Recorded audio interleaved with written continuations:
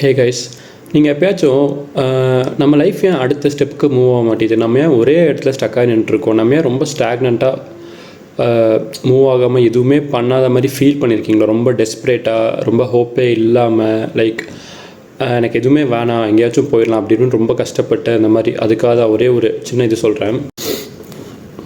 இப்போது பஸ் ஸ்டாப்பில் ஒருத்தன் நின்றுருக்கான், சரியா? அவனுக்கும் பஸ்ஸு நிறையா வருது, ஆனால் அவனால் வர்ற பஸ்லலாம் அவனால் ஏற முடியல. ஏன்னா ரொம்ப ரொம்ப கூட்டமாக இருக்குது, அவனால் சுத்தமாக ஏறவே முடியல.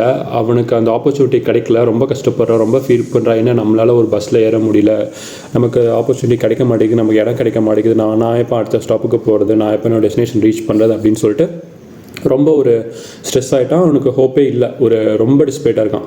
ஓகேவா? இப்படி தான் அவனே ரொம்ப வெறுப்பாயிட்டான்.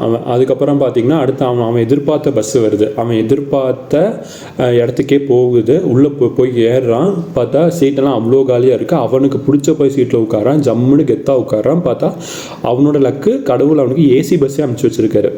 அதுதான் that is the waiting period. இந்த வெயிட்டிங் பீரியட் இருக்குது இல்லையா, அது கொஞ்சம் கஷ்டமாக தான் இருக்கும். நம்ம அந்த இடத்துல அந்த ஃபேஸ் ரொம்ப ரொம்ப கஷ்டமாக இருக்கும். நம்ம வெயிட் பண்ணி தான் ஆகணும், சரியா? நீங்கள் எந்த மார்க்கெட்டில் இப்போ வர என்ன products, cars or bikes or என்ன நியூ ப்ராடக்ட் இருந்தாலும் the waiting period for that product that will be according to the demand. ஓகேவா? இப்போ அந்த ப்ராடக்ட் டிமாண்டே இல்லை அப்படின்னா உங்களுக்கு அது ஈஸியாக கிடச்சிடும். உங்களுக்கு அடுத்த நிமிஷம் உங்களுக்கு இன்ஸ்டாமார்ட்டில், பிளிங்கிட்டில் போட்டிங்கன்னா அடுத்த நிமிஷம் உங்களுக்கு கையில் கிடச்சிடும்.